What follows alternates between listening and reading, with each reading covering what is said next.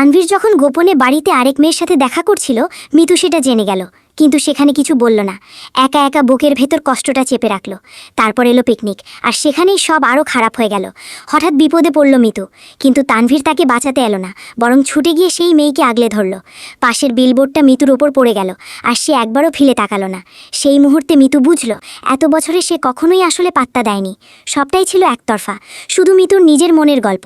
ছোটবেলায় বাবা মা হঠাৎ চলে যায় তার, আর তাদের একমাত্র ঘনিষ্ঠ বন্ধু হিসেবে তানভীর সহানুভূতি থেকে তাকে আশ্রয় দিয়েছিল। ভাইয়ের মতো পাশে থেকে একটা সুন্দর শৈশব দিয়েছিল সে। আর সেই সরল নিষ্পাপ মিতু কখন যে তাকে ভালোবেসে ফেলল টেরই পেল না। তানভীরও কখনো সরাসরি না বলেনি।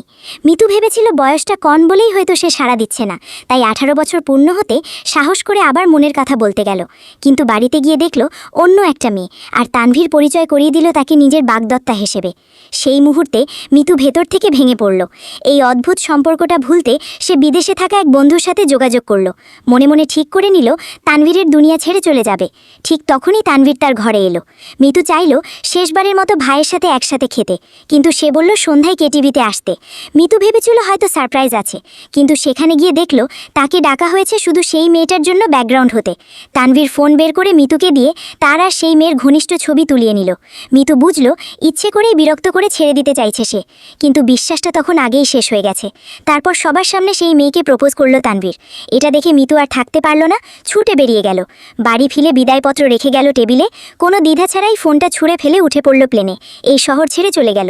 তানভীর ফিরে এসে কাজের লোককে জিজ্ঞেস করল মিতু কোথায়, কিন্তু সেও জানে না, শুধু বলল বাড়ির দামি জিনিসপত্র সব নিয়ে গেছে সে। টেবিলে রাখা খামটা দেখে তানভীর ভাবল এটা নিছক ছেলেমানুষই রাগ। রেগে মিতু রেখে যাওয়ার সব জিনিস ছুঁড়ে ফেলল সে।